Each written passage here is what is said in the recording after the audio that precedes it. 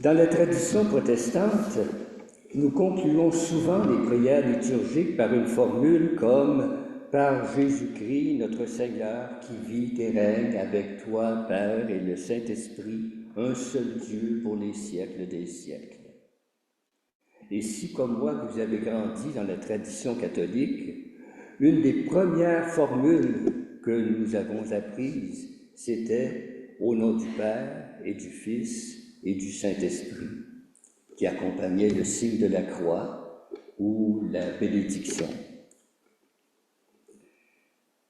Qui donc est Dieu? Père, Fils, Saint-Esprit. Qui donc est Dieu dans son être profond? Il existe bien sûr des réponses toutes faites. On nous a appris qu'il y a un seul Dieu en 3 personnes de la Sainte Trinité. On nous a appris que Jésus est la deuxième de ces 3 personnes, qu'il est à la fois Dieu et homme, qu'il a donc 2 natures et une personne.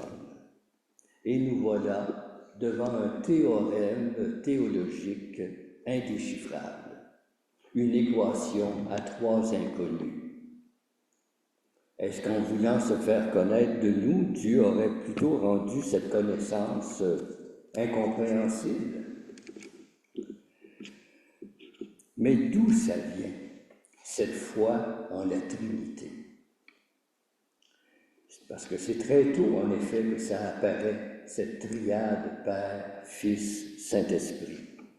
La consigne « Baptisez-les au nom du Père, du Fils et du Saint-Esprit » que nous venons d'entendre se retrouve à la toute fin de l'évangile de Matthieu, qui a été écrit un peu plus de 50 ans, 40 ans après la mort de Jésus.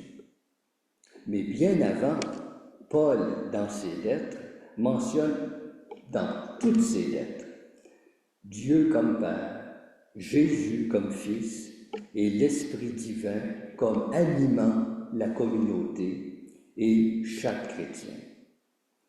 Il le fait dès la première lettre aux Thessaloniciens, qui est le tout premier écrit chrétien que nous connaissions, que les spécialistes datent de l'année 51, c'est-à-dire une vingtaine d'années après la mort de Jésus. C'est donc très tôt que cette formule Père, Fils, Esprit se manifeste chez les chrétiens. D'où cela vient-il donc?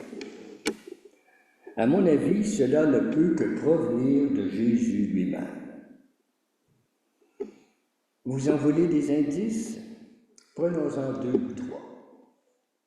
Vous savez comment la tradition du Nouveau Testament, qui s'exprime en grec, a conservé précieusement le terme araméen « Abba », par lequel il arrivait à Jésus de laisser entrevoir quelque chose de sa relation avec Dieu. Abba, Papa. Nous l'avons entendu dans la lettre aux Romains. L'Esprit nous fait dire Abba.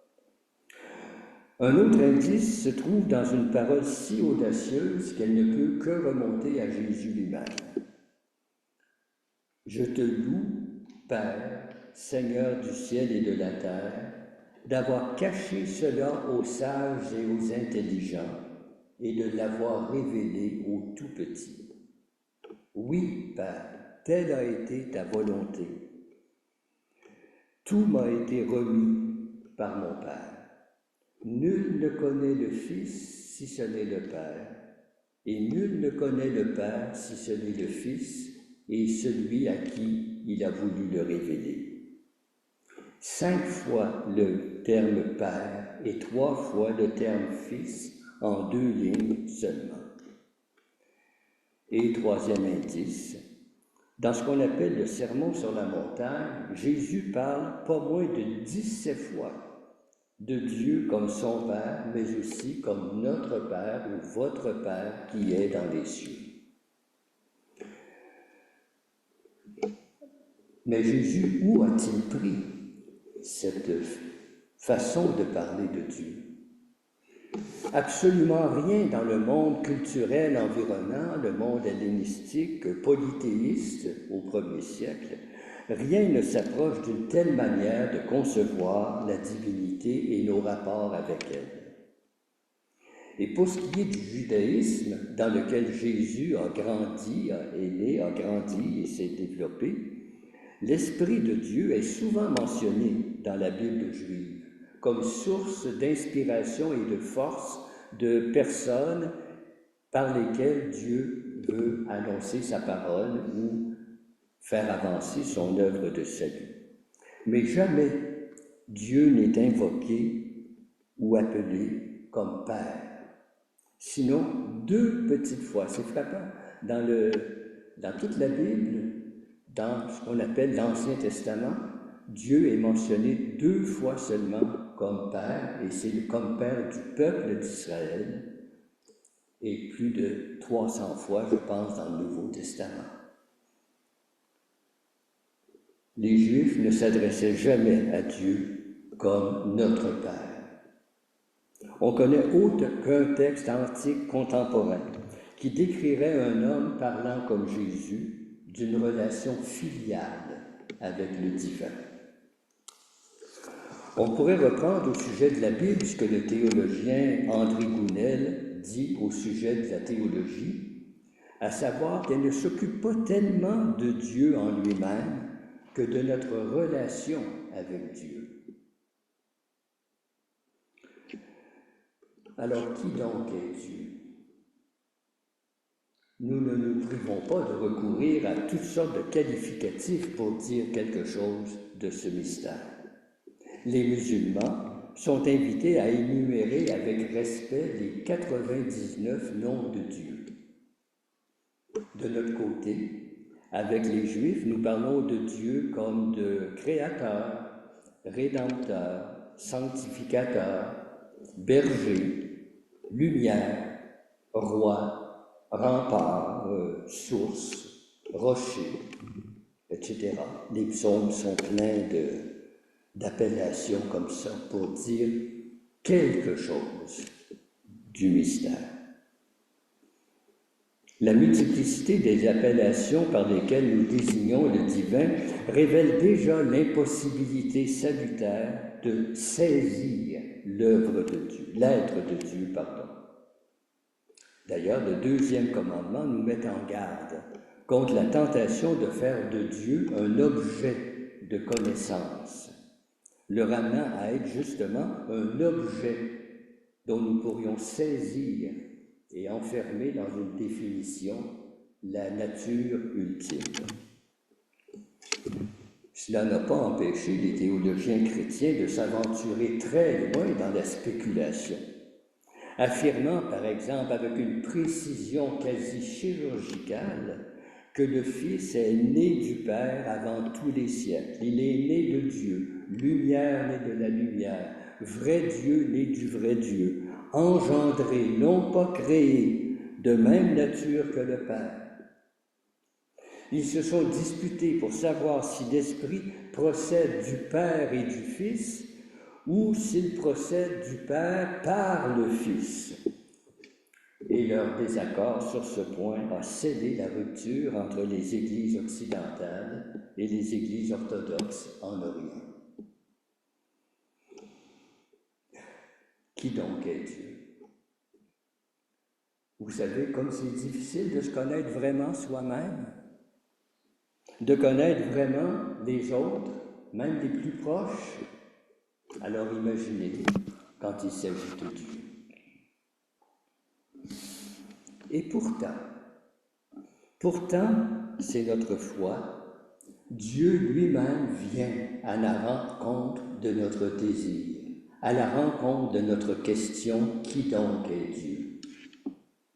Il fait tout pour répondre à notre soif de le connaître, si bien qu'à la fin de sa vie, Jésus pourra dire « La vie éternelle, Père, c'est de te connaître, toi et le Fils que tu as envoyé. » Voici 2 exemples tirés de la Bible. D'abord, une scène que j'affectionne beaucoup, au point d'en avoir fait l'objet de mon mémoire d'études à l'École biblique et archéologique française de Jérusalem en 1967. Au chapitre 33 du livre de l'Exode, Moïse demande à Dieu, au lieu de dire comme nous, qui donc est Dieu, fais-moi voir ta gloire. Et Dieu dit, tu ne peux pas voir ma face, car l'homme ne saurait me voir et vivre. Mais voici un lieu près de moi. Tu te tiendras sur le rocher, et alors, quand passera ma gloire, je te mettrai dans le creux du rocher, et de ma main je abriterai pendant que je passerai. Puis j'écarterai ma main, et tu me verras de dos. Mais ma face, on ne peut la voir. Ainsi, Dieu nous donne lui-même un certain accès à son être, mais de manière oblique. Nous pouvons connaître Dieu de dos. Plus tard, Paul dira, « À présent, nous voyons comme dans un miroir, de façon confuse, quand on pense à ce qu'étaient les miroirs à cette époque-là. Mais un jour, ce sera face à face. » Deuxième exemple, à la fin de son prologue, Jean écrit « Personne n'a jamais vu Dieu. Le Dieu Fils unique qui est dans le sein du Père nous l'a dévoilé. » Et comment l'a-t-il fait? Plus loin dans son évangile, Jean mettra dans la bouche du Christ cette réponse à son disciple Philippe qui lui avait demandé « Montre-nous le Père, et cela nous suffit. » Je suis avec vous depuis si longtemps, et cependant, Philippe, tu ne m'as pas reconnu. Qui m'a vu a vu le Père. Pourquoi dis-tu, montre-nous le Père? Ne crois-tu pas que je suis dans le Père et que le Père est en moi? Nous pouvons connaître Dieu, mais c'est de dos, confusément. Pas autrement qu'à travers un humain qui témoigne d'un lien unique avec lui. C'est une véritable connaissance, mais sans image, sans formule, pratiquement sans mots. Comme l'écrit le grand théologien du Moyen-Âge Thomas d'Aquin, nous vivons avec Dieu tamquam ignoto, comme avec un inconnu.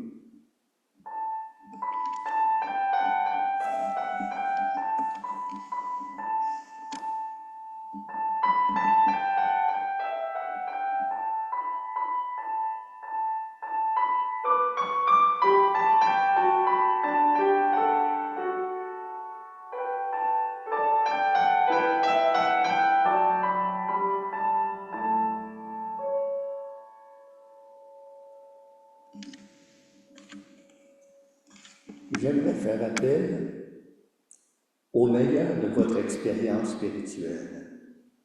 Essayez de vous rappeler un moment particulièrement lumineux dans votre recherche, dans votre découverte, un moment de lumière. Sentez-vous quel privilège nous est donné d'être par notre foi et notre baptême unis au Christ et de pouvoir être en relation avec Dieu en disant comme Jésus, avec Jésus, notre Père. Saisissez-vous là qu'il y a un appel à être à notre tour des témoins de sa paternité, de sa maternité. Quel bienheureux moment quand il nous est donné d'habiter la conscience de recevoir notre existence, c'est-à-dire d'être redevable à l'auteur de tout ce qui est, à celui qui est notre origine et qui, comme un père, comme une mère, met en chaque être humain quelque chose de son ADN.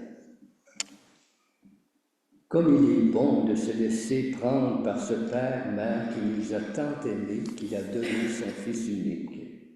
pour que par notre foi nous ayons la vie éternelle, c'est-à-dire que notre vie soit déjà transformée. Quelle grâce que de faire de Jésus notre Maître, de devenir ses disciples pour apprendre de lui à vivre en fils et en fille de notre Père qui est aux cieux. Voilà ce que nous avons entendu dans ces mots à lui, Paul nous rappelait tout à l'heure, que par l'Esprit, nous pouvons être à notre tour ce que Jésus a été pour ses contemporains, avec la même liberté que lui, la même confiance, la même lucidité. Nous avons reçu l'Esprit même qui animait Jésus, qui le conduisait parfois au désert, souvent sur les routes de Galilée et de Judée. À notre tour, écrit Paul aux Romains, ceux qui sont enfants de Dieu sont conduits eux aussi par l'Esprit de Dieu. L'Esprit ne nous conduit pas de l'extérieur par l'obéissance à je ne sais quel code de la route que nous trouverions dans la Bible. Il nous conduit de l'intérieur. C'est de l'intérieur que l'Esprit nous révèle que nous sommes des fils et des filles d'adoption qui crient « Abba, Père ». Cet Esprit lui-même atteste à notre esprit que nous sommes enfants de Dieu. Nous venons de lui, nous sommes importants pour lui. Non, la Trinité n'est pas un théorème incompréhensible et insoluble. Elle est le mystère du Dieu tout autre qui se rend présent dans notre monde et dans notre histoire.